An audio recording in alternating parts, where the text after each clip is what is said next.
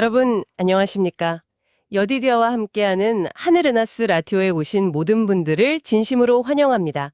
오늘은 신해에서의 우상숭배라는 제목으로 이야기를 나눠보겠습니다. 여디디아님, 모세가 시내산에서 율법을 받는 동안에요. 이 이스라엘 백성들이 왜 그렇게 빨리 하나님을 잊고 금송아지 우상을 만들게 된 건가요? 그 배경이 참 궁금해요. 네. 그게 참 안타까운 사건인데요. 여러 요인이 좀 복합적으로 작용했습니다. 우선 모세의 부재가 생각보다 길어졌잖아요. 그러면서 백성들 사이에 초조함 또 불안감 같은 게 커졌던 거죠. 아, 주조자가 없으니까 마음이 흔들렸군요. 네, 맞아요. 특히 그들이 애굽에서 오랫동안 살면서 눈에 보이는 신들, 그런 형상들에 익숙했거든요. 그러니까 보이지 않는 하나님을 전적으로 신뢰하기가 좀 어려웠던 측면이 있어요.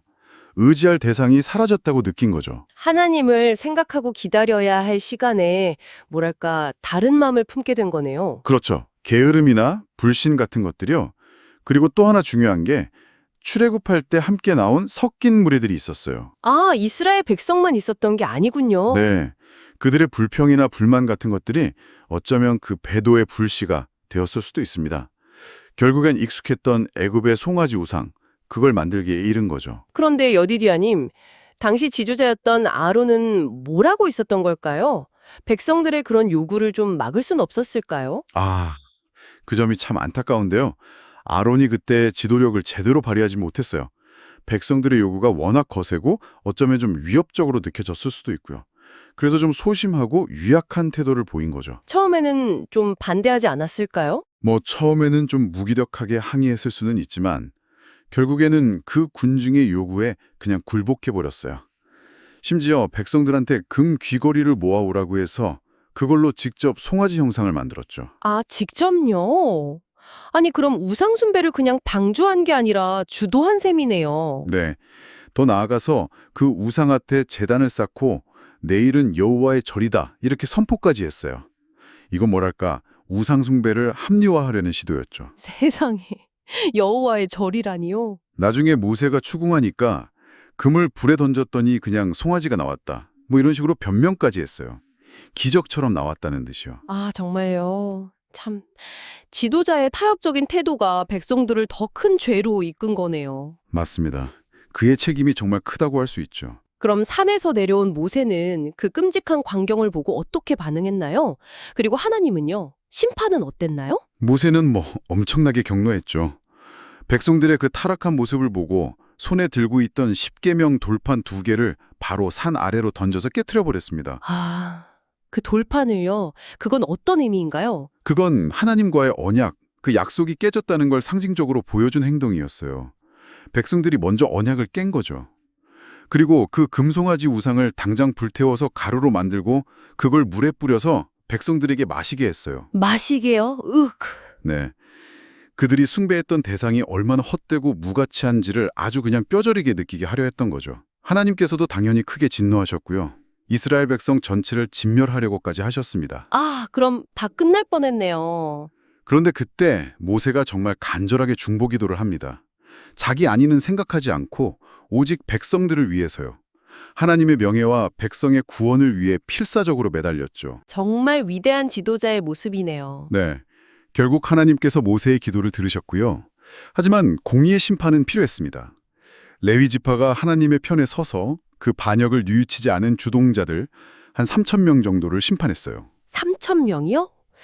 그래도 그건 죄의 확산을 막고 다수를 구하기 위한 어쩔 수 없는 조치였군요. 네.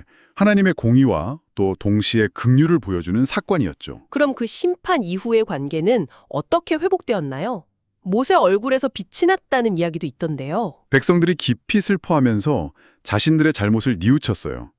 장식품 같은 걸 다 떼어내면서 회개의 증거를 보였죠. 모세는 다시 하나님께 나아가서 백성을 위해 기도했고 하나님께서는 그의 간구를 들으시고 다시 이스라엘과 함께 하시겠다고 약속하셨습니다. 아, 다행이네요. 네, 그리고 새로운 돌판에 다시 십계명을 기록해 주셨죠. 언약이 갱신된 거예요. 그리고 말씀하신 것처럼 모세가 하나님과 그 깊은 교제를 나누고 산에서 내려왔을 때 그의 얼굴에서 정말 광채가 났습니다. 하나님의 영광이 비친 거죠. 와, 신기하네요. 백성들은 그 빛을 보고 어땠나요? 사실 백성들은 죄 때문에 그 빛을 좀 두려워했어요. 감히 쳐다보지 못했죠. 근데 이 빛은요, 하나님의 율법이 얼마나 거룩한지, 그리고 장차 오실 그리스도를 통한 구원의 영광이 얼마나 큰지, 또 우리가 하나님과 가까이 교제할 때 우리 모습이 어떻게 변화될 수 있는지를 미리 보여주는 예표라고 할 수 있습니다. 그렇군요. 여디디아님, 이 시내산 사건을 통해서 오늘날 우리가 얻을 수 있는 실제적인 교훈은 뭘까요? 정말 중요한 질문인데요. 이 이야기는 오늘 우리에게도 정말 많은 것을 가르쳐 줍니다. 우선 영적으로 기다려야 할 때 그 시간을 인내하지 못하고 자꾸 눈에 보이는 것, 세상적인 것에 의지하려는 유혹을 항상 경계해야 한다는 거죠. 기다림의 중요성이군요. 네. 그리고 아론처럼 어떤 세상의 압력이나 분위기 앞에서 신앙의 원칙을 쉽게 타협하는 실수를 반복해서는 안 되겠죠. 맞아요. 그게 참 어려운 것 같아요. 그리고 우리 시대의 금송아지, 그러니까 물질주의라든지 성공지상주의 같은 현대적인 우상들을 잘 분별하고 멀리해야 합니다. 아, 눈에 보이지 않는 우상들이요? 그렇죠. 또 어려움 속에서도 포기하지 않고 다른 사람을 위해 기도하는 모세의 중보, 그 힘을 기억해야 하고요. 죄에 대해서는 단호하게 대처해야 하지만 동시에 하나님께서는 언제나 회개하는 자에게 용서와 회복의 기회를 주신다는 그 소망을 잃지 말아야 합니다. 네, 소망이요. 그리고 마지막으로 가장 중요한 건데요. 우리가 하나님과 가까이 교제할 때 우리의 삶도 그분의 영광을 반사하며 변화될 수 있다는 사실을 꼭 기억해야겠습니다. 네, 하나님과의 가까운 교제. 오늘 말씀 정말 깊이 새겨야겠네요. 여러분, 오늘의 하늘은하수 라디오 어떠셨나요?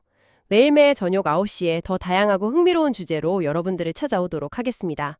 구독과 좋아요, 알림 설정은 저에게 큰 힘이 됩니다. 내일 다시 만나요. 안녕!